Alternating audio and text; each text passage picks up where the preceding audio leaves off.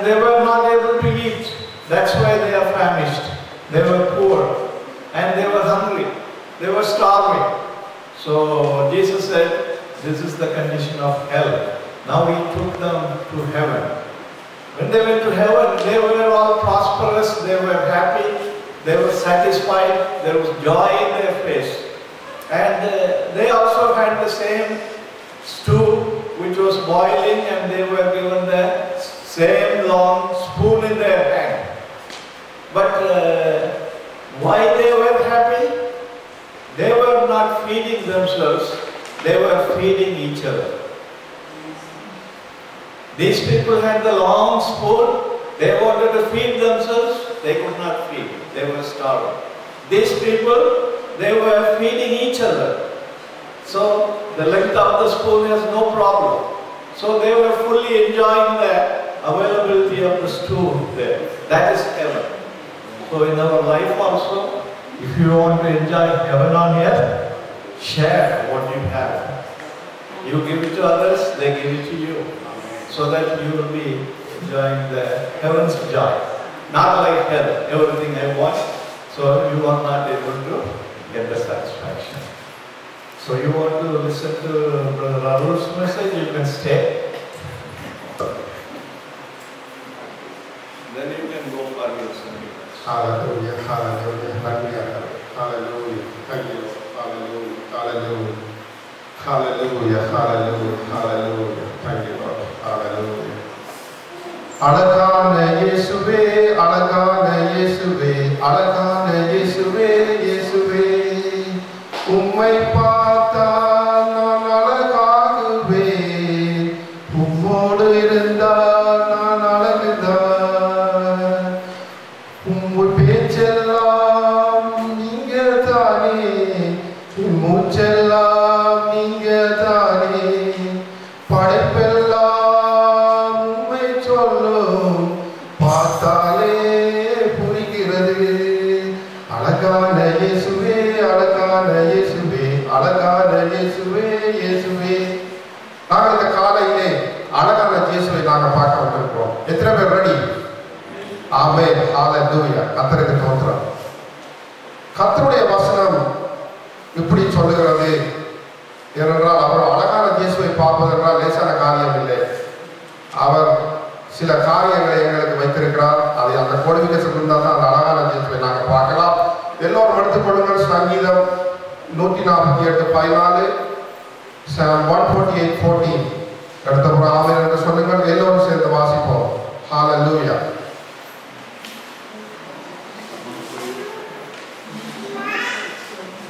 ஆமென்.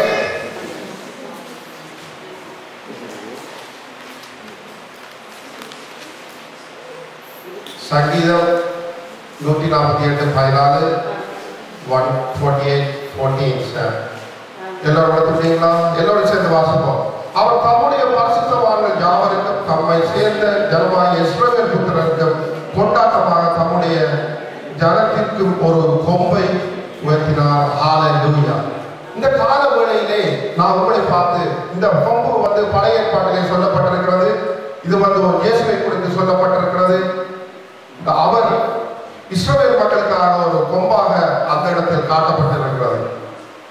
புதிய ஏற்பாடு வரும்போது அவர் எங்களுக்கு அவர் ஒரு கொம்பு என்று சொல்லும் போது உங்களுக்கு தெரியும், கொம்பு வந்து வளர்ந்து கொண்டு போகும், அது கீழே போகாது.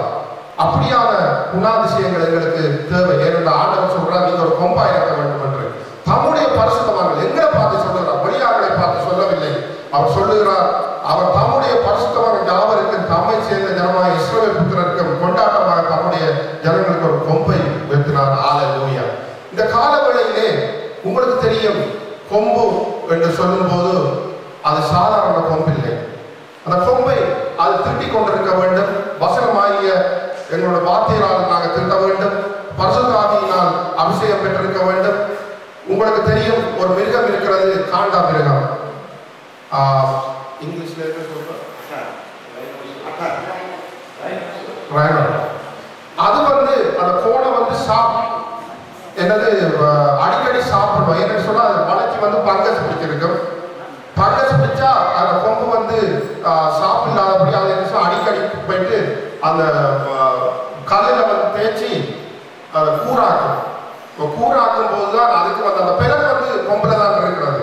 ஆனபடியா அந்த பங்கஸ் பிடிக்காதபடி எங்களோட வாழ்க்கையில நாங்க வந்து எங்களோட பாவமான காரியங்கள் எங்களுடைய வாழ்க்கையிலே என்ன காரியங்களும் கர்த்தருக்கு எதிராக வரும்போது அந்த கொம்பாகிய நாங்கள் ஏனென்றால் நாங்கள் வருகையிலே அவர் எடுத்துக்கொண்டு அவர் கிரீடம் எங்களுக்கு தரப்போம். அதில் அந்த கிரீடத்தில் நாங்கள் கொம்பா இருக்க வேண்டும்.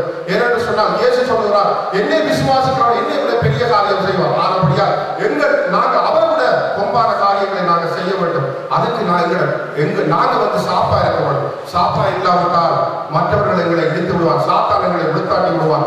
ஆனபடியா நீங்கள் வந்து ஒரு கொம்பாக இருக்க வேண்டும். ஒரு ஊழியக்காரர் சொல்றார், நீங்கள் எல்லாம் ஒரு கொம்பு, அதை நம்பு, அது உனக்கு ஒரு தெம்பு என்று சொல்லி அது பார்க்கும்போது முதலாவது சொல்லும் போது எங்களுக்கு ஆத்திரமா இருக்கு. என்ன எங்க பார்த்து கொம்பட்டை சொல்லுறார் என்று.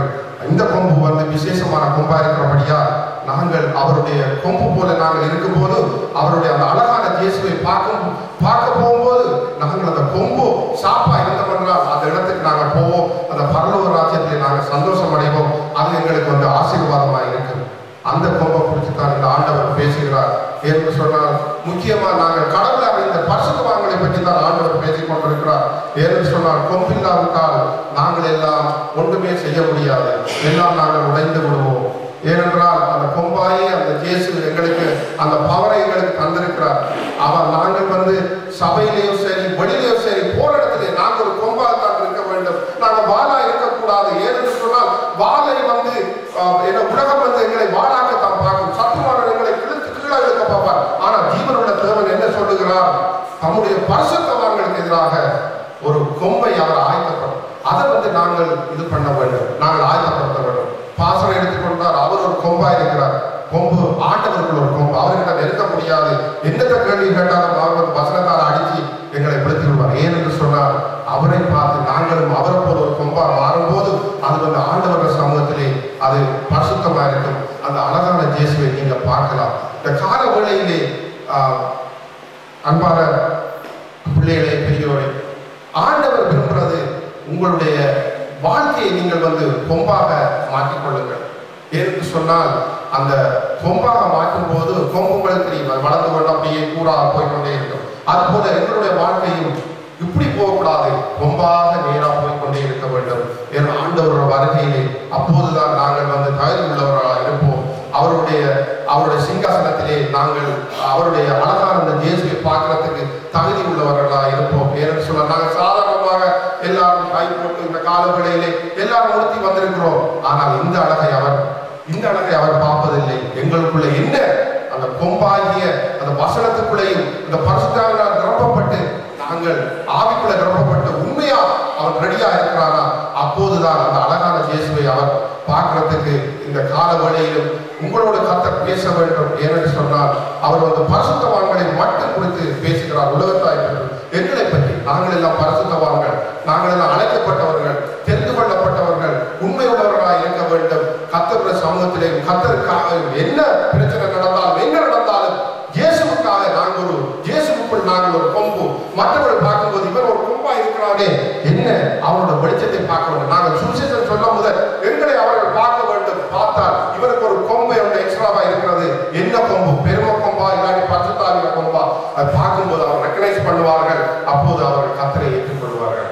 இதுதான் என்னுடைய சிறு செய்தியா இருக்கிறது. தொடர்ந்து பாசம் இந்த நேரத்தில் வழிநடத்துவார். ஜெபித்து பாசம் கையை கொடுக்கிறேன். ஹல்லேலூயா. ஆவியானவரே, கர்த்தாவே, இந்த கால வேளையிலும் ஆண்டவரே நீ சொல்லியிருக்கிறீர், அதுக்காக நன்றியோடு துதிக்கிறோம். கர்த்தாவே, நீ எங்களை கொம்பாக மாற சொல்லியிருக்கிறப்பா. கர்த்தாவே, இந்த நாளிலும் ஆண்டவரே எங்களை கொம்பாய் மாற்றி உமது வருகையிலே ஆண்டவரை சீக்கிரமாய் ஆண்டவரை எங்களை எடுத்துக்கொள்ளுமப்பா. இந்த உலகத்தில் நாங்கள் கர்த்தாவே நாங்கள் விழுந்து போகாதபடி சத்துருவானவர் எங்களை பின்னால் எடுத்தாலும் நீர் எங்களுக்கு கொம்பா இருக்கிறார். அதுபோல் அதை பார்த்து நாங்களும் ஒரு கொம்பாக மாறி நாங்கள் இந்த உலகத்திலே ஆண்டவரை கர்த்தாவை வீரனாகவும் வீராங்கனைகளாகவும் ஆண்டவரை பிரயாசிக்க நீ கிருபை செய்யும் ஆண்டவரை நீரே தொடர்ந்து வழிநடத்தும். இயேசுவின் நாமத்தில் நல்ல பிதாவே, ஆமென்.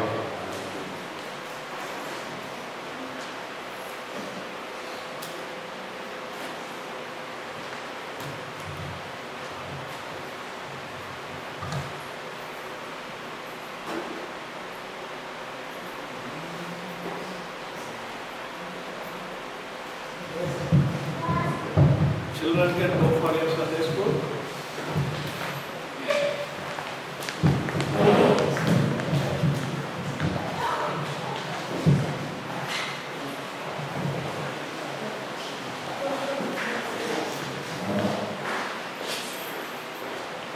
Hallelujah. Hallelujah. Hallelujah. How many of you are happy today? How many of you are happy in the Lord? Hallelujah. நாம் ஒரே குடும்பம், ஒரே சரீரம், ஆனால் பல அவயவங்கள். நாம் ஒரே குடும்பம், ஒரே சரீரம், ஆனால் பல அவயவங்கள். இதை குறித்து பவுல் பேசுகிறார். இந்த சில காரியங்களை விளக்கத்தோடு நாம் பார்க்க போகிறோம். Let us turn our Bible to 1 Corinthians chapter 12. 1 Corinthians 12வது அதிகாரம். 1 Corinthians 12வது அதிகாரம் 14 முதல் 26 வரை. எல்லோரும் எழுந்திருக்கலாம். நானே வாசிக்கிறேன். நீங்க எல்லாம் என் கூட மௌனமா வாசிங்க. 1 Corinthians 12வது அதிகாரம் 14 முதல் 26 எடுத்துட்டீங்கன்னா you can say amen. Hallelujah.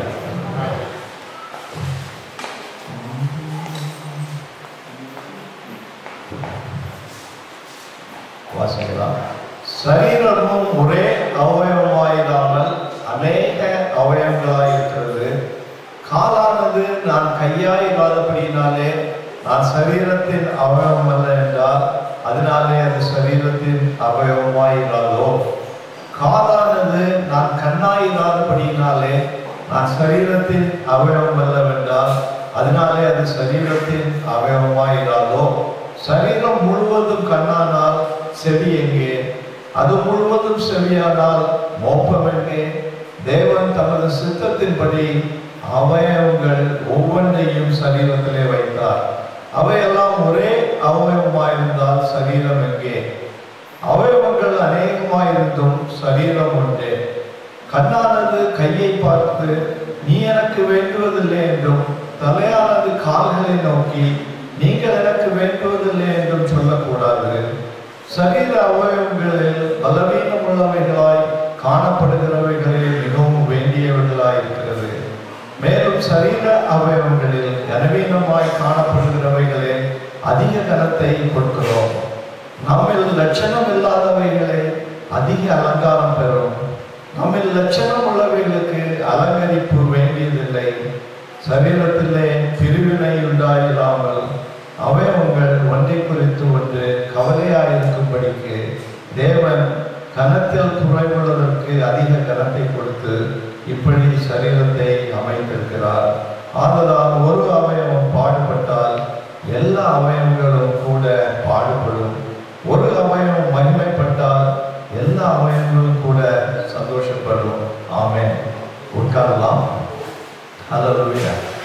தேவனுக்கு மகிமை உண்டாவதாக. இது சரீரமாகிய சபையை குறித்து பவுல் எழுதுகிறார். இந்த சபையிலே பசில் கேம்ல பசில் பிளாக்ஸ் வந்து never be the same shape.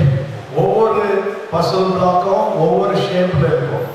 அதே போல தேவன் நம்ம சபையில ஒவ்வொருவரையும் வித்தியாசமாக வைத்திருக்கிறார். எப்படி சரீரத்துல அவயவங்கள் எல்லாம் ஒன்றுக்கொன்று வித்தியாசமா இருக்கிறதோ, ஆனா ஒரு பிளாக் மிஸ் ஆயிட்டுன்னா அந்த பசில் வந்து இட் இஸ் நாட் கம்ப்ளீட்டட். எல்லா பிளாக்கும் இருந்தால்தான் அது வந்து கம்ப்ளீட். அதே போல இந்த சரீரத்துல தேவன் நம்ம அவயவங்களா வைத்திருக்கிறார். நம்ம வித்தியாசமா இருந்தாலும் நம்ம ஒருவருக்கொருவர் தேவை.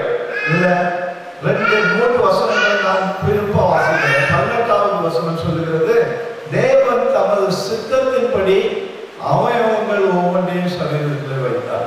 அப்போ எங்களுடைய பொறுப்பு யாருக்கு? யார் வச்சிருக்கு? தேவன். It's God who has put the parts in our body. That is why ஒரு பார்ட் வந்து இன்னொரு பார்ட் எனக்கு தேவையில்லை. ஒரு அவயவம் வந்து எனக்கு அது சொல்லப்பட்டிருக்கு. கண்ணு வந்து காலை பார்த்து நீ எனக்கு தேவையில்லை என்று சொல்ல முடியாது. அதே நேரத்தில் ஒரு அவயவம் பாடுபட்டா இதுதான் சபையினுடைய ஒரு உள்ளான கருத்து. இதை வச்சு பார்க்கும்பொழுது just I would like to tell a story. ரெண்டு மனுஷங்க அவங்க they are சகோதரர், ஹண்டிங்க்கு போனாங்க. Two men, they were brothers, they went for hunting. அவங்க வேட்டைக்கு போகும்பொழுது திடீரென்று ஒரு grizzly bear started chasing them. ஒரு கரடி அவர்களை துரத்த ஆரம்பித்தது. அப்போ அந்த ஒரு சகோதரர் என்ன செய்தாரு, படப்படா டென்னிஸ் ஷூ எடுத்து மாட்டினார். உடனே மற்ற சகோதரன் சொன்னா, நீ என்ன ஷூ போட்டாலும் கரடியை you cannot outrun. கரடி is very fast. The bear will run very fast. You cannot outrun the bear. அவன் சொன்னா, நான் கரடியை outrun பண்ணேன்டா, I have to outrun you. ஒன்னா ஓடி முன்னால போயிடணும். So that the bear will not kill me. You will be the victim. So this is the mentality of the body of Christ, but it should not be. என்ன செய்யணும், ரெண்டு பேரும் சேர்ந்து கரடியிலிருந்து தப்புறதுக்கு ஒரு வழியை பார்த்துக்கணும். ஆனா அவன் என்ன செய்தான், டென்னிஸ் ஷூ போட்டுட்டு இவனோட முந்தி ஓடிட்டா கரடியிலிருந்து நம்ம தப்பிடலாம் அப்படின்னு சொல்லி. But God is having the body for a different purpose. அதுதான் இன்னைக்கு பார்த்துக்கிட்டே சில பழைய பாடலிருந்து ஒரு உதாரணம் பிறகு நான் உங்களோட பேசுவேன். நம்ம ஒரே சரீரமாய் இருப்பதனால் அவயவங்கள் மற்ற அவயவங்களின் நன்மையை நாட வேண்டும். அதாவது என்னுடைய கையில் அடிபட்டுனா மற்ற கை என்ன செய்யுது, அதை தடவி கொடுக்குது. அப்புறம் ஏதாவது ட்ரீட்மெண்ட் தேவை இருந்ததுன்னா அது ஹெல்ப் பண்ணுது. அந்த கை செய்ய முடியாத காரியத்தை அடுத்த கை செய்யுது. சில நேரங்களில் it's difficult. But that is what the body of Christ is required to do. நம்ம ஒரே சரீரமாக இருக்கிறோம். We are all part of one body. அந்த பாடியினுடைய தலை யாரு, ஜீசஸ் கிரைஸ்ட். அப்போ he gives that wisdom that we need. But we are all going to work in harmony. நம்ம எல்லாரும் ஒருவருக்கு ஒருவர் நன்மை உண்டாகும்படி நம்ம செயல்படணும். விசுவாசிகளும் என்ன செய்யணும், ஒருவருடைய நன்மையை ஒருவர் நாட வேண்டும். ஏதாவது ஒரு பாட்டுக்கு ப்ராப்ளம் வந்துன்னா இருதயத்துல நமக்கு என்ன வேணும், என்ன வரணும், வேற என்ன வேணும், இருதயத்துல we need to pray. We cannot be happy if it's one body, the other part will never rejoice. உனக்கு காலில் தான் அடிபட்டு கை கை தட்டாது, ஓகே உனக்கு கால் உடஞ்சி கிடக்குது அப்படின்னு சொல்லிடும். நமக்கு we have to pray for one another. இது ஆண்டவர் விரும்புகிறார். ஏன்னா நம்ம சபையா இருக்கிறோம். அந்த சபையில ஒரு பாட்டு சரியில்லைன்னு சொல்லியாச்சுன்னா we are going to see what are the damages it's going to bring. Because the damage will not be for that part. The damage will be for the whole body. முழு சரீரம் என்ன ஆயிடும், அஃபெக்ட் ஆயிடும். So first thing is ஒரே சரீரமாய் இருப்பதால் நாம் மற்ற அவயவங்களின் நன்மையை நாட வேண்டும்.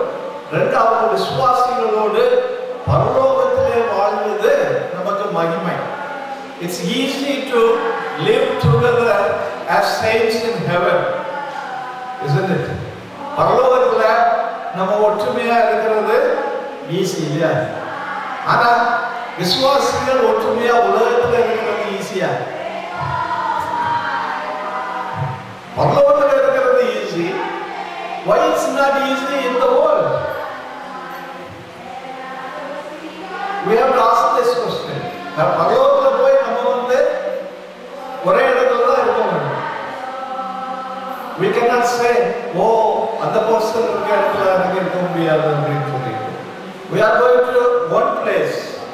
We are going to stay in one place to praise and glorify one God. அதே experience has to come when we are in the world. Hallelujah. அதுக்காக வேண்டி தான் ஆண்டவர் நமக்கு தருணம் கொடுத்திருக்கிறார். Day by day we come closer to the Lord and loving one another and praising God. அதுக்காக தான் இந்த சரீரம் நமக்கு கொடுக்கப்பட்டிருக்கிறது. அடுத்தபடியாக தனி மனிதனாக நாம் செயல்பட முடியாது. தனி மனிதனாக செயல்பட்டா, அதாவது சில பவுல் எழுதுகிறார், ஒரு மனிதனுக்கு தனிமையான எண்ணங்களும் தனிமையா வாழணும்னு ஐடியா இருந்தா he has some problem in him. ஏனென்றால் he cannot live together means he cannot have communion with God. அதனால ஒரு தனி மனிதனாக வாழ்கிறதுல ஒரு குழுவாக செயல்படணும்.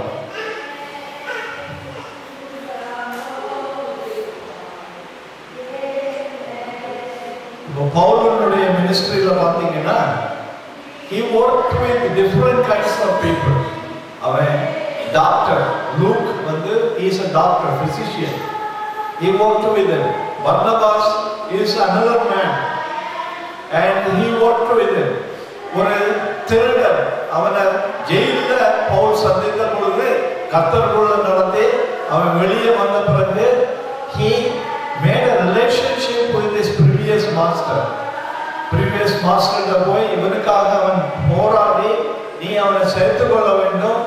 earlier he was a trouble for you, now he is your benefit in Christ. கர்த்தருக்குள்ள அவன் மிகவும் வேண்டியவன். அதனால நம்ம இப்ப கர்த்தருக்குள்ள வந்த பிறகு நமக்குள்ள வந்து பழைய காரியங்களை குறித்து சிந்திப்பதற்கு ஒரு நேரம் இல்லை. ஏன்னா we are all made part of one body. ஒரே சரீரத்தில் இணைக்கப்பட்டிருக்கின்ற எண்ணம் நமக்கு எப்பவும் வேணும். அதே போல அதாவது சர்ச்சில் உள்ள ப்ரோக்ராம்ஸ் நம்ம விசுவாச ரிலேஷன்ஷிப்பை விட மேலா போயிடக்கூடாது. See, if there is a program in a church that we are doing, our relationship should be much more greater than the program. Program is not very important. What is important is our relationship. நம்முடைய relationship பலப்படும் பொழுது தேவனுடைய காரியங்கள் தன்னால மகிமையடையும். தேவனுடைய காரியத்தை நம்ம ரொம்ப அழகா செய்யணும்னு சொல்லிக்கிட்டு நம்ம ரிலேஷன்ஷிப்பை விட்டுட்டோம்னா automatically the work of God will suffer. சரி, இதை அறியாததுனால தான் நிறைய பேர் என்னன்னா இண்டிவிஜுவலிஸ்டிக், நான் ஏதாவது செய்யணும் அப்படின்னு சொல்லிட்டு நம்ம வந்து கூடுதலா இன்வால்வ் பண்ண ஆரம்பிக்கும் போது என்ன ஆகுதுன்னா there is a dissension. கர்த்தருடைய காரியத்துல ஒருமனப்படாதபடி எங்க ஒருமனம் இல்லையோ அங்க வந்து கர்த்தருடைய நாமம் தூஷிக்கப்படும். பிசாசாலதான் எதிர்பார்க்கணும். ஒருவேளை நான் தனியா அதிகமா செய்யணும் அப்படின்னு நினைக்கும் பொழுது I am just making myself cut off from the other person. அதனாலதான் பவுல் இங்கு வந்து ஒரே சரீரம் என்று நம்ம சொல்லுகிறார். கொரிந்து சபையில வந்து there were so many problems. Paul wrote so many letters to different churches. எதுக்காக எழுதினார்னா கொரிந்து சபையில கொரிந்து சபை இருந்த இடத்துல அப்ரோடைட் என்று ஒரு டெம்பிள் இருந்தது.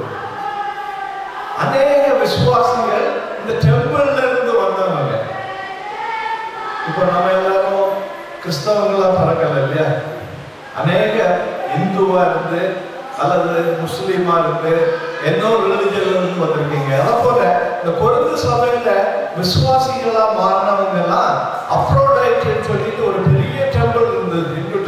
இந்து டெம்பிள் இல்ல, சம் அதர் ரிலிஜியஸ் டெம்பிள். அங்க வந்து தேவதாசிகளா இருந்தவங்க. தேவதாசிகள்னா தெரியுமா? டெம்பிள் டான்சர்ஸ் சொல்லுவாங்க. கேள்விப்பட்டிருக்கீங்களா? டெம்பிள் டான்சர்ஸ் அதாவது அவங்க செய்யறது ப்ராஸ்டிடியூஷன், விபச்சாரம். But they are used in the temple.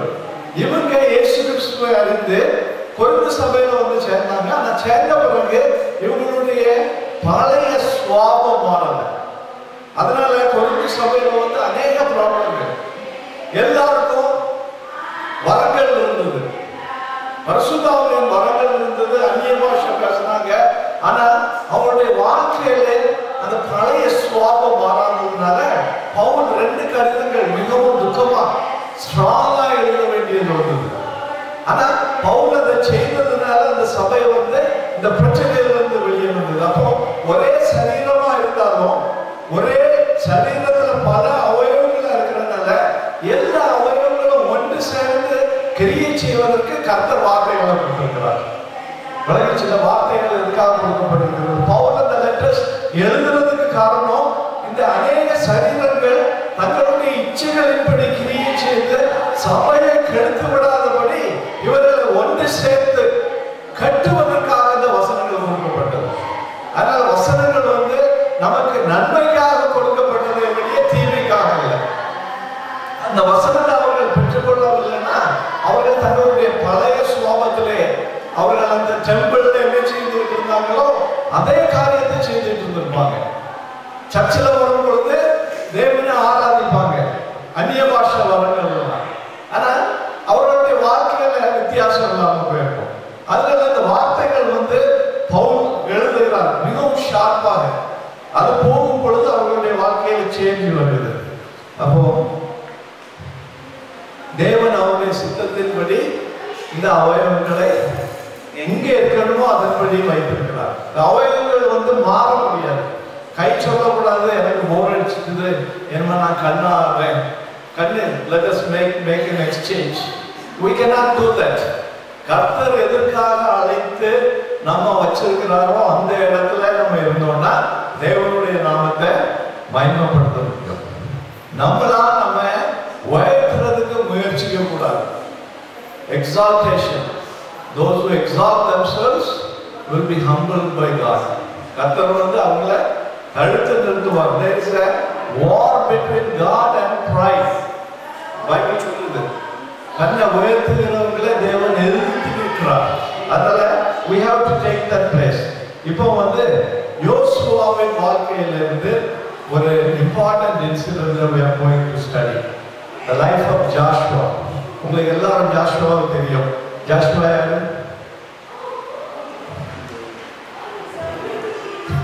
நம்ம ஃப்ரெண்ட் ஜாஷுவா. மோசே அவருடைய லீடர்ஷிப் முடிய போகிற நாட்கள்ல ஆண்டவர் சொல்லிட்டார் மோசே கிட்ட, நீ கானான் தேசத்துல பிரவேசிப்பதில்லை, நீ கானான் தேசத்தை காண்பாய், ஆனால் கானான் தேசத்துக்குள்ளே நீ பிரவேசிப்பதில்லை என்று. எதனால மோசே சொன்னார் ஆண்டவர் கானான் தேசத்துல பிரவேசிக்க மாட்டான்னு சொல்லி? கீழ்ப்படியாததுனால. என்ன கீழ்ப்படியல? பெரிய காரியம் இல்லை. அந்த பாறையை பார்த்து ஆண்டவர் பேச சொன்னாரு, அவன் அதை 2வது தடவை அடிச்சுட்டான். அதனால ஆண்டவர் சொன்னாரு, நீ கானான் தேசத்துல பிரவேசிப்பதில்லை. அதனால மோசேக்கு இடத்துல ஆண்டவர் யோசுவாவை வைத்து சொன்னாரு, நான் மோசேயோடு இருந்தது போல உன்னோடே இருப்பேன். அப்போ இட்ஸ் ஆனர் ஃபார் மீ. மோசே எப்படி நடத்தினாரோ அதே போல யோசுவாவை நடத்துவேன். ஆனா யோசுவாவினுடைய வேலை என்ன? நீ கானான் தேசத்துல போய் அங்க இருக்கிற எல்லா எதிரி ராஜாக்களையும் வீழ்த்து இந்த தேசத்தை இஸ்ரவேல் ஜனங்களுக்கு நீ சுதந்திரத்துக் கொள்ளணும். அப்போ முதலாவது எதிர்ப்பு வந்தது. என்ன வந்தது? யோர்தான் நதி. இவர்களுக்கு தாண்டி போவதற்கு முடியாத ஒரு சூழ்நிலை. யோர்தான் புரண்டு ஓடுகிறது. The harvest season, the river is full of water. It flows very high. அப்போ இதை தாண்டுவது எப்படின்னு வரும்பொழுது தேவன் அவனுக்கு ஒரு ஆலோசனை கொடுக்கிறார்.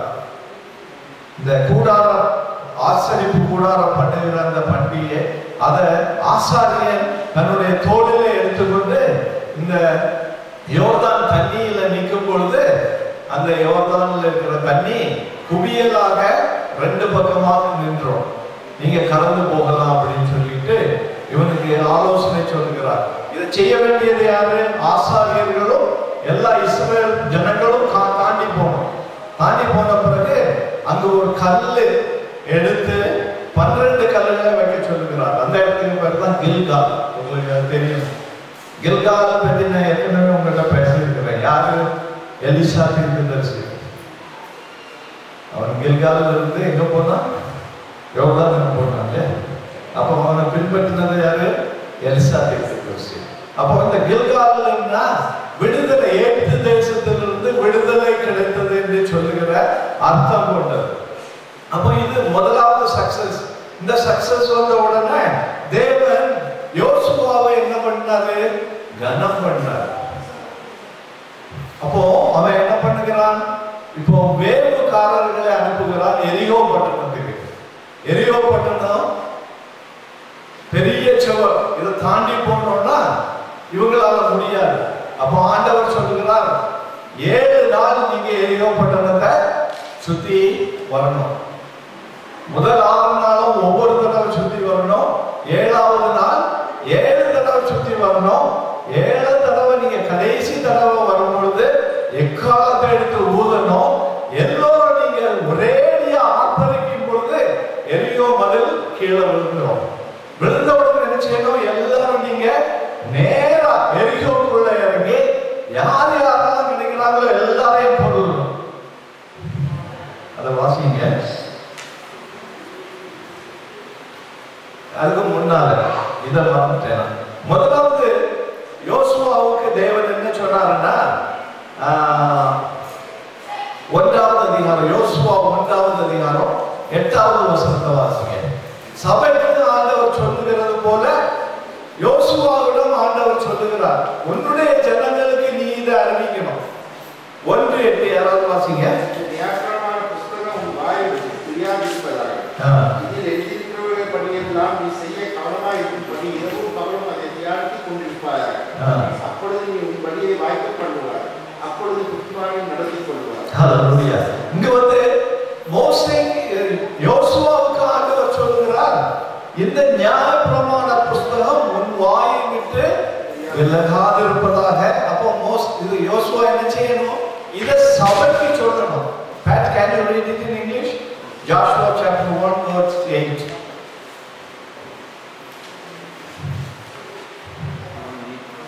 This book of the law shall not depart from your mouth, but you shall meditate in it day and night, that you may observe to do according to all that is written in it. For then you will make your way prosperous, and then you will have good success. Yeah, this is what God commanded to Joshua. This law should not depart from your mouth and your people's mouth. Now, this is given to Joshua. What is Joshua's job? He has to give it to all the people. So this is the command. Adapole enna sollirudhu? If you follow all this, whatever it is written, and meditate on that, that God will make your way prosperous. கர்த்தர் உன்னுடைய வழிகளை வாய்க்க பண்ணுவார். அப்போ what is the job of Joshua? Take word from God and give it to the people, and make sure the people follow the word, so that they will receive blessing. So there is no personal motive for Joshua. He has to obey what God has told him. When he received this word and give it to the people, and the people obey, they receive blessing. As simple as that. That is what is happening in church. That we receive the word of God, so that everybody listen to the word of God. That's a total blessing. But at the same time, if one is not received, will one person be destroyed, or the whole church will be destroyed? See, that is the thing. If one person is not obeying, the whole church will be destroyed. You have to understand that. Madan brother ஒரு video அனுப்பியிருந்தாரு. அதாவது மெட்ராஸில் Jeffrey அப்படின்னு ஒரு pastor, அவருடைய சர்ச்சில் ஜனங்கள் ஆராதிக்க தொடங்கின உடனே அந்த புதுசாக வர்ற ஜனங்கள்ல அசுத்த ஆவி இருந்துன்னா எல்லாம் கீழே விழுந்து பாம்பு போல இருந்து ஆடுது. The reason is not the pastor. The people are one mind. அப்போ நம்ம சபை வந்து இந்த வல்லமை வரணும்னா everybody needs to obey to what God is telling us. You understand? ஒரு நாள் கீழ்ப்படியாம இருந்தாலும் சபையில வல்லமை இருக்காது. That is what God is again and again telling. ஒரு ஆள் கர்த்தருக்கு கீழ்ப்படியாம இந்த இடத்துல உட்கார்ந்து இருந்தாலும் இந்த சபையில ஒரு வல்லமை இருக்காது. அதே சமயத்தில் எல்லாரும் ஒருமனப்பட்டுட்டாங்கன்னா பிசாசு கிட்ட வர முடியாது. வந்தா அது நிச்சயம் கீழே விழுந்து அலக்கழிக்கப்படும். That's what we have seen in that church. Are we like that? நம்ம அதை போல இருக்கிறோமா? ஒருவேளை நம்ம நினைக்கலாம், நான் ஒரு தனி மனுஷன் தானே, எப்படியே இருந்துட்டு போட்டு அப்படின்னு சொல்லிட்டு இங்க வந்து இருந்தீங்கன்னா சபை it's affected. You cannot see any of the glory of God.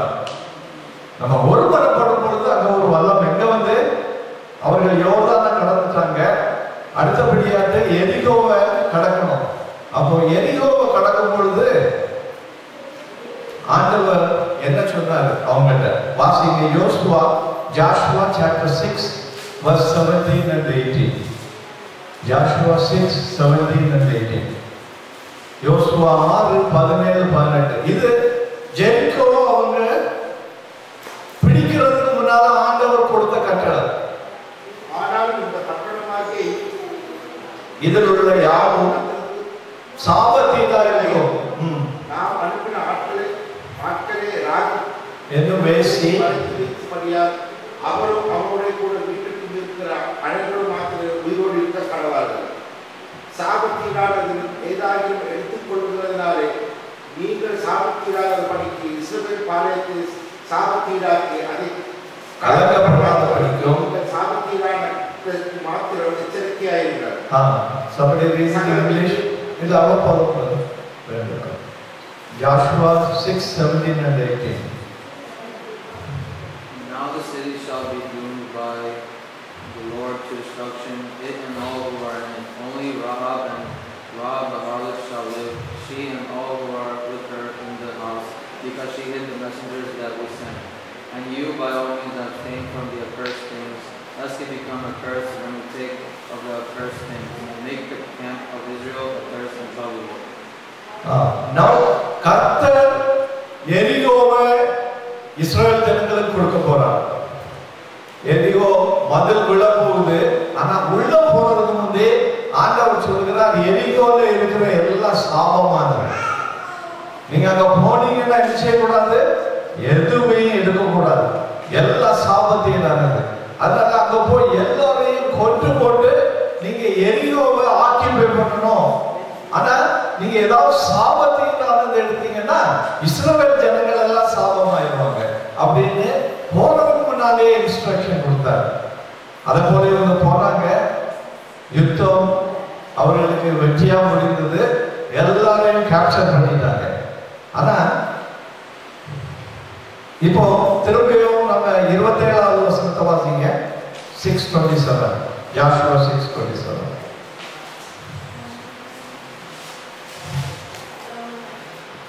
விதமாக கர்த்தர் யோசுவாவோடு இருந்தார். அவர் பேச வேண்டும். இப்போ வெற்றிக்கு மேல வெற்றி, எங்க போனாலும் வெற்றி.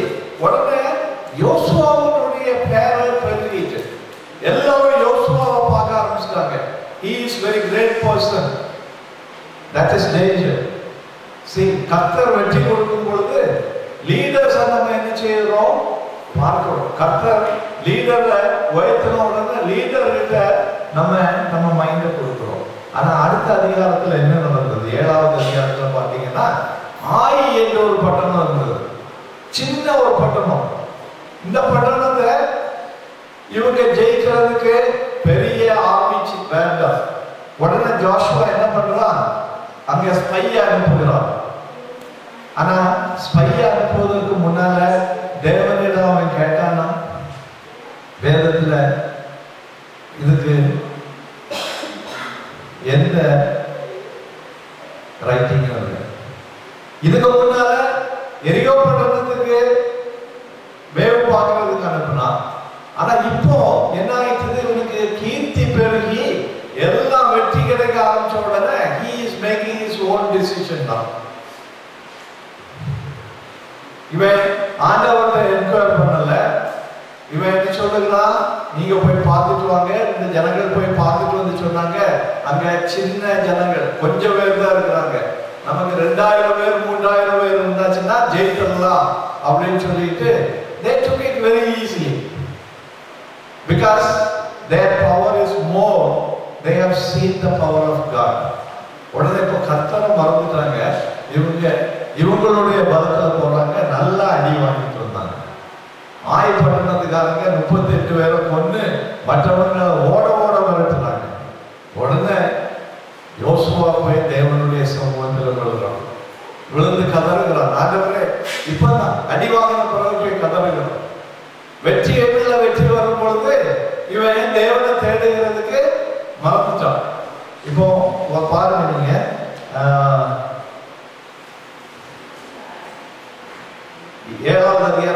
10:11 வாசிங்க.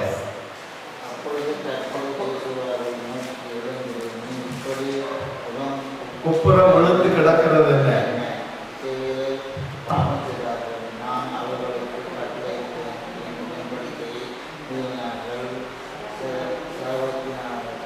சாபத்தீடானதில் எடுத்துக்கொண்டதும் களவு செய்ததும் வஞ்சித்ததும் தங்கள் பண்டப்பாடிகளுக்குள்ளே வைத்ததும் உண்டு. அப்போ யோசுவா முதலாவது ஆண்டவர்கிட்ட ஸ்பைய அனுப்புவதற்கு முன்னால கேட்டிருந்தாங்கன்னா ஆண்டவருக்கு தெரியும் ஏற்கனவே somebody has stolen these things. அப்ப ஆண்டவர் வந்து அனுப்பி இருக்க மாட்டார். See, many times we do this. நமக்கு எல்லாமே நல்லா போக ஆரம்பிச்ச உடனே கர்த்தர்கிட்ட ஆலோசனை கேட்கிறத நம்ம ஸ்டாப் பண்ணிடுறோம். Everything is going well, so now we forget God from our mind. We say we worship God, we do everything, but we do not wait in the presence of God. யோசுவாவுக்கு வாழ்க்கையில அதான் நடந்தது. இவங்க என்ன செய்தாங்க? 1ஆம் வசனத்தை வாசிங்க. 7வது அதிகாரம் 1ஆம் வசனம்.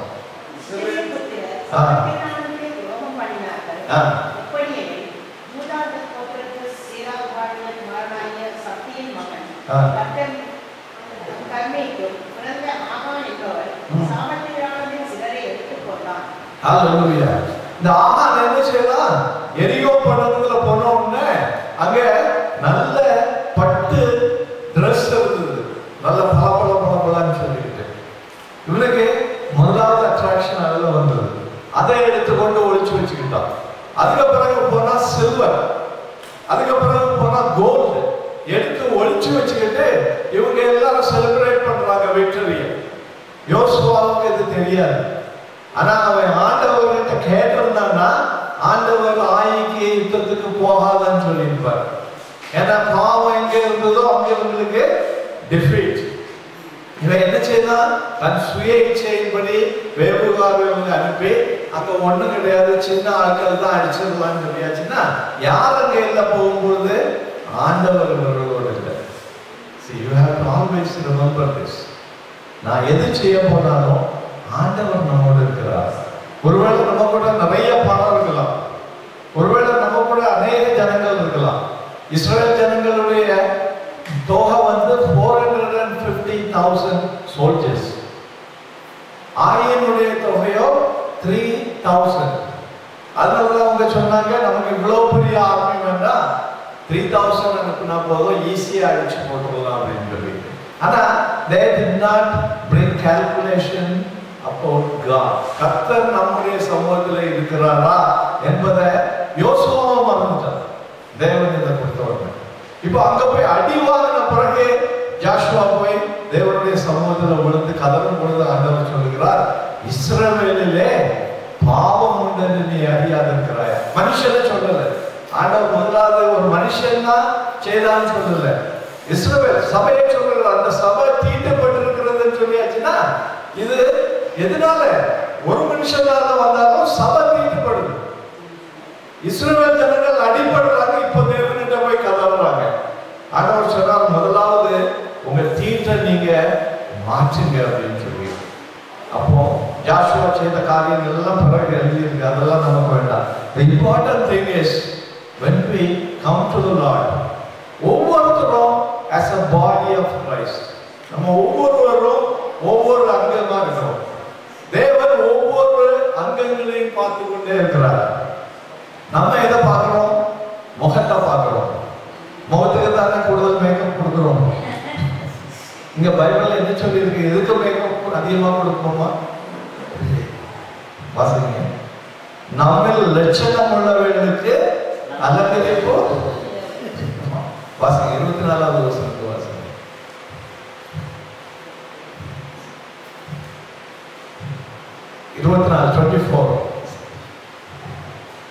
Chapter 12, 1 Corinthians chapter 12, verse 24.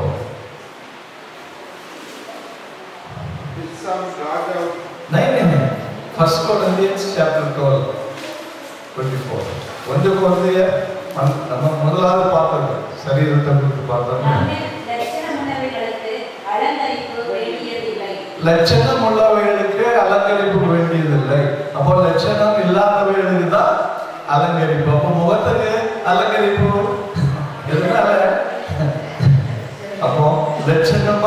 இல்லையான்னு சொல்லிட்டு எப்ப தெரியும்? காலையில எழுப்புன உடனே. ஒருவருடைய லட்சணம் பார்க்கணும்னா எப்ப பார்க்கணும்?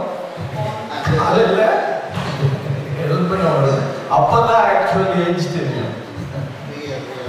வெளியே போகும்போது எல்லாம் பவுடர்லாம் போட்டுட்டு it doesn't look that, but the true age பார்க்கணும். நான் எப்ப பார்க்கணும்? early morning. அவங்க எழும்பணும் நராங்க போட்டுருக்கு. So like that, the church also has different parts. சிலருக்கு அலங்காரம் தேவை, எல்லா பாட்டுக்கும் தேவையில்லை. Those who has got own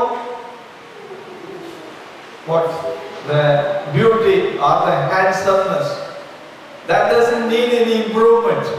இப்போ இது பண்றாங்க இல்லையா, என்னது தன்னை அதாவது beauty parlour,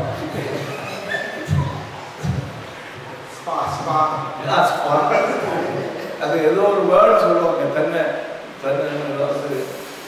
to improve.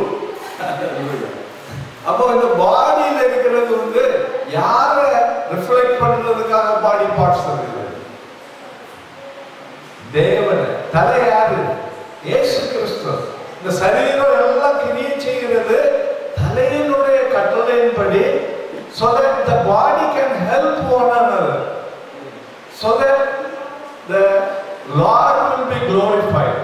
About the purpose அறியாததுனால தான் நமக்குள்ள எல்லா ப்ராப்ளம். நான் சொன்னேன் அன்னைக்கு சர்ச்சில் 1 மணி நேரம் வர்ஷிப். ஆனா இந்த சர்ச்சுக்கு வர்றதுக்கு ப்ரிப்பரேஷன் முந்தின நாள்ல இருந்தே எத்தனை மணி நேரம் நடக்குது? துணி எடுக்கிறது, அதை மேட்ச் பண்றது. So we give more importance not to the parts of the body, but அதை வந்து magnify பண்றதுக்கு தான் நம்ம ஸ்பெண்ட் பண்றோம். That's why we fail in spiritual life. அந்த part, இப்ப என்னுடைய கையுடைய வேலை என்ன? There are certain things I can do, but நான் கையில வாட்ச் கட்டி இருக்கிறேன்னா அல்லது எனக்கு நெயில்ல polish doesn't matter anything to do the work of hand. கை வேலை செய்யறதுக்கு is there any relation between what we do to the hand? Watch கட்டுறதுனால நம்ம என்ஹான்ஸ் ஆயிடுமா? வேலை கூடுதல் செய்யலாமா? நகத்தை நீளமா வளர்த்துட்டோம்னா ஏதாவது கூட செய்யலாமா? It's all empty things that we do to this body. அதே போல சபையில சரீரத்துக்கு what God wants it, we don't do that. நம்ம வந்து நம்ம மகிமைப்படுத்துகிறதுக்காக, நம்ம mind is not right when we come to the house of God. பலவிதமான செல்ஃப் மோட்டிவ்ஸ் இருக்கிறதுனால சபையில வந்து வல்லமை இல்லாம போயிடுது. We follow what I'm telling. நம்ம கர்த்தருடைய சித்தத்தை உணர்ந்து கர்த்தருடைய சித்தத்தை நம்ம ஃபாலோ பண்ண ஆரம்பிச்சோம்னா there is unity in the body. Automatically the head Christ will be glorified. அவரை glorify பண்ண ஆரம்பிக்கும் பொழுது அவருக்கு விரோதமான எல்லா அந்தகார சக்திகளும் நிர்மூலமாக்கியது. In the warfare we will be victorious, like Joshua and Israelites. They were victorious in Jericho. They were victorious in Jordan. ஆனா ஒரு சின்ன ஆய் பட்டணத்துக்கு கூட வரும்பொழுது they forgot about God. கர்த்தரை மறந்துட்டாங்க. அவர்கிட்ட ஆலோசனை கேட்கல. எதனால? They used their brain. இந்த ஆய் பட்டணம் எங்களுடைய ஒரு கிக் கொடுத்தோம்னா சரியாயிடும் அப்படின்னு சொல்லிட்டு. But they forgotten. If God is not there, our strength is of no use. நம்முடைய பலம் எல்லாம் ஒண்ணும் கிடையாது. கர்த்தர் நம்ம கூட இல்லைன்னா நம்மளை வந்து எப்படி கோலியாத் விழுந்தானோ அது போல விழுந்துடும். நம்ம எவ்வளவு பெருசா இருந்தாலும் சரிதான். லவ்ரேஷியன் சர்ச்சை பற்றி சொல்லும் பொழுது அதை எடுத்து வாசிங்க. ரெவலேஷன் சாப்டர் 3 லௌதிய சபையை பற்றி இங்க எழுதி இருக்கிறது. அதை போலதான் இப்போ அநேக சபைகள் இருக்கிறதுனால தேவனுடைய வல்லமையை இழந்து போனாங்க. 3வது அதிகாரம் ரெவலேஷன் சாப்டர் 3 verse 14 onwards. லவோதிக்கேய சபையின் தூதனுக்கு எழுத வேண்டியது என்னவெனில், உண்மையிலே சத்தியமுள்ள சாட்சியும் தேவனுடைய சிருஷ்டிக்கும் ஆதியமாய் இருக்கிற ஆமென் என்று சொல்லுகிறதாவது நான் உன் கிரியைகளை அறிந்திருக்கிறேன். தேவன் சொல்கிறார், உன் கிரியைகளை அறிந்திருக்கிறேன். குளிரும் அல்ல, நீ குளிரும் அல்ல, அனலும் அல்ல. குளிராயாவது அனலாயாவது இருந்தால் நலமாய் இருக்கும். இப்படி குளிரும் என்றே வெதுவெதுப்பாய் இருக்கிறபடியினால் உன்னை என் வாயிற்கு வாந்தி பண்ணி போடுவேன். ஆண்டவர் சொல்லுகிறார், சபையை பார்த்து சொல்லுகிறார், லௌகிக சபை, like one of our church, நீ குளிரும் இல்ல அனலும் இல்லைன்னா ஆவியில் அனல் இல்லை. தேவன் ஆராதிக்க வரும் பொழுது தேவனுடைய ஆவியினால நிறைஞ்சு நீ ஆராதிக்க வரல. உன்னுடைய மண்டையில ஓடுறதெல்லாம் நான் என்ன செய்ய முடியும்? என்னுடைய சுயபலத்துல நான் என்ன செய்ய முடியும்? பட் தேவன் எதை எதிர்பார்க்கிறார்னா சபையாக நம்ம என்ன செய்ய முடியும்? தனிப்பட்ட முறையில நம்ம செய்கிறதுனால தேவன் மகிமைப்படுறது இல்லை. நம்ம சபையா செய்யும் பொழுது தேவன் அதற்கு தலையா இருக்கிறதுனால அவர் மகிமைப்படுகிறார். அதனால சொல்லுகிறார், நீ செய்கிற காரியம் குளிரும் இல்லை அனலும் இல்லை, நான் உன்னை I will vomit you out from my mouth. தேவன் வாமிட் பண்ணியாச்சுன்னா அதுக்கு பிறகு ஏதாவது பிரயோஜனம் உண்டா சபைக்கு? இந்த சபைக்கு ஏதாவது பிரயோஜனம் உண்டா? தேவன் வாமிட் பண்ணிடுவேன்னு சொல்லியாச்சுன்னா அந்த சபையில எந்த பிரயோஜனமும் கிடையாது. அதனாலதான் சபையில வல்லமை வர்றதுக்கு நம்ம ஒருமனப்படணும். என்ன வாசிங்க 17வது வசனம். நிர்வாகியம் உள்ளவனும் பரிபரிக்கப்படத்தக்கவனும் தரித்திரனும் குருடனும் இது அவனுடைய ரியல் ஸ்டேட்டஸ். சபைகளுடைய ஸ்டேட்டஸ் என்னது? நீ பரிதபிக்கப்படத்தக்கவன், தரித்திரன், குருடன், நிர்வாணியா இருக்கிறதை நீ அறியாம இருக்கிறாய். எதனால அறியாம இருக்கிறாங்க? வாசிக்கப்பட்டிருக்கு. இவன் என்ன சொல்லுகிறான்? சர்ச்சில் உள்ள பண்ட பார்க்கலாம். எனக்கு 10,000 மேல இருக்கு. குலப்படுறது 10,000 எனக்கு சபை என்னது? ஐஸ்வர்யம் உள்ள சபை. ஆனா தேவன் என்ன சொல்லுகிறார்? பரிதபிக்கப்படுகிறது. Pat, read it in English, the verse 17, 3:17. Because you say, I am rich, I have become wealthy, and need of nothing, and do not know that you are wretched, miserable, poor, blind, and naked. Hallelujah. இங்க என்ன நடக்குது? சபையில எத்தனை பேர் வந்திருக்காங்க? கணக்கு போடுறாங்க. 1000 பேர் இருக்காங்களா? 2000 பேர் இருக்காங்களா? தேவன் நம்பரை இங்க பார்க்கல. He is looking at the condition of the souls. இவங்க என்ன சொல்றாங்க? நாங்க very rich, எங்களுக்கு ஒரு குறையும் இல்லை சபையில, எல்லாம் திரளா இருக்குது. நம்ம அப்படிதான் சொல்றோம். சபை நல்ல சபையா கெட்ட சபையான்னு பார்த்தா, ஓ அங்க ஒரே கூட்டமா போறாங்கன்றது. அங்க ஒண்ணுக்கு குறவில்லை, ஃபுல்லா ஏர் கண்டிஷன். இதெல்லாம் ஆண்டவர் பார்க்கிறார். உங்க சபையில ஏர் கண்டிஷன் இருக்குன்னா நீங்க போவீங்களா? உங்களுக்கு குஷன் போட்ட சேர் இருந்ததுன்னா முடிச்சதுக்கு போவீங்களா? See, the priority has been changed. Like the body, we do so many decorations for the body which has no relevance to the spiritual life.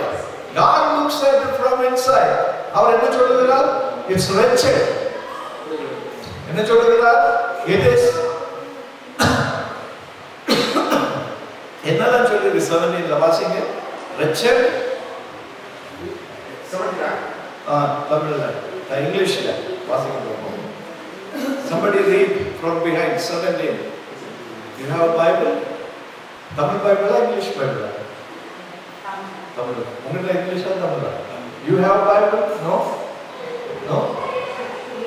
You should carry Bible to the church.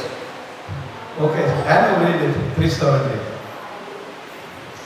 Because you see, I'm rich, have become wealthy, and have need of nothing. Do not know that you are wretched. Do not know you are wretched, miserable, poor, blind, naked. See, in God's eyes, it is all looking negative. Miserable, naked, poor, blind. But what they think that we are rich, we have nothing. So what is important? நம்ம கண்களுக்கு தெரிகிறது பார்த்தா ஆண்டவருடைய கண்களுக்கு தெரிகிறது பார்த்தா ஆண்டவருடைய கண்களுக்கு. அதனால ஆண்டவர் சபைக்கு இவ்வளவு வார்த்தைகள் கொடுத்திருக்கிறார். நீங்க சபையை பலப்படுத்துங்க, ஒருமனப்படுங்க. எங்க பலம் கொடுக்கணுமோ அதை பலம் கொடுங்க. வேண்டாத காரியங்கள் சாப்பாடு வைக்கிறதுலயும் இதுலயும் we are not going to heaven. He doesn't say we don't need these things. These are all secondary things. Give importance to what is important in your spiritual life. கர்த்தருக்கு உனக்கு உங்களுடைய காரியங்கள்ல முதலாவது நீ பலப்பட்டீங்கன்னா மற்றவைகள் எல்லாம் உனக்கு தாராளமாக சொல்லுகிறார். நம்ம என்ன செய்யணும்? மற்றவைகளை தேடியே ஓடுகிறோமே வழியே தேவனை தேடுகிறது இல்லை. தேவனுக்கு கொடுக்க வேண்டிய டைமை கொடுக்கிறது இல்லை. ஹல்லேலூயா. அதனாலதான் தேவன் இந்த ஆய் மூலமா நமக்கு ஒரு மெசேஜ் கொடுக்கிறார். It is not matter how big you are, how rich you are. ஆனால் தேவன் இல்லைன்னா நீங்க நிர்மூலமாய் போய்விடுங்க என்று ஆண்டவர் சொல்கிறார். இந்த காலை வேளையிலே நம்ம எவ்வளவாய் தேவனுக்கு நம்ம ஒப்பு கொடுத்துக்கிறோம்? Have we committed our life to the Lord? Do we know what is written in the Word of God? To Joshua, God said, give importance to the law I have given and tell your people to follow this law so that I will make your way prosperous. Otherwise, a day will come, everything will be destroyed. Nothing will stand. Whatever you earn in this world, nothing, not even a handkerchief you will be able to take from here. Everything you will leave it here. Your soul will go to meet your God. Are you ready to meet your God? ஓசியா தீர்க்கதரிசி, பழைய தீர்க்கதரிசிகள் எல்லாம் சொல்றாங்க, உன் ஆண்டவனை சந்திப்பதற்கு நீ ஆயத்தமாகிவிட்டாய். Are you ready to meet your God? எத்தனை பேர் ரெடியா இருக்கீங்க? Ready to meet your God? Hallelujah. If you are not ready, get yourself ready. If you have to meet the president tomorrow, what you will do? You will go like that. You will choose the best suit. You will take the best costume and ornaments, and you will say there will be photo ops. No, President Jumra, I am not interested in photo ops, but next moment he goes for photo ops. So, இந்த உலகத்தில் உள்ள ஒரு பிரசிடென்ட்டை சந்திக்கிறதுக்கு இவ்வளவு ஆயத்தப்பட்டோம்னா ராஜாதி ராஜா brother அருள் சொன்னார், அழகானவர் நமது இயேசு, அழகானவர். Hallelujah. He is beauty than the shadow of roses, or the lily of roses. Hallelujah. He is so beautiful, marvelous. நமக்காக அவர் அடிக்கப்பட்டார். He was bruised for our iniquities. நம்முடைய பாவங்களுக்காக அவர் ஒடுக்கப்பட்டார். நம்ம ட்ரெஸ் பண்ணிட்டோம்னா அந்த ட்ரெஸ்ல அழுக்கு வந்துடக்கூடாதுன்னு பார்க்கிறோம். ஆனா இயேசு கிறிஸ்து அவ்வளவு அழகானவர். தன்னுடைய சரீரத்தையே ஒடுக்க சிதைக்க அடுத்து நொறுக்குனாங்க. எதுக்கு? நீங்களும் நானும் அந்த நரகத்துல போய் சஃபர் பண்ணக்கூடாதுன்னு சொல்லி நம்ம அந்த நேரத்தை தேவனுக்கு ஒழுங்கா கொடுக்கறதுக்கு படிச்சோம்னா தேவன் சபையை ஆசீர்வதிப்பார். எல்லாரும் எழுப்பினீங்களா? ஹல்லேலூயா. Thank you Lord. ஸ்தோத்திரம்ப்பா. ஹல்லேலூயா. இதாவது பாட்டு activity sister. So the important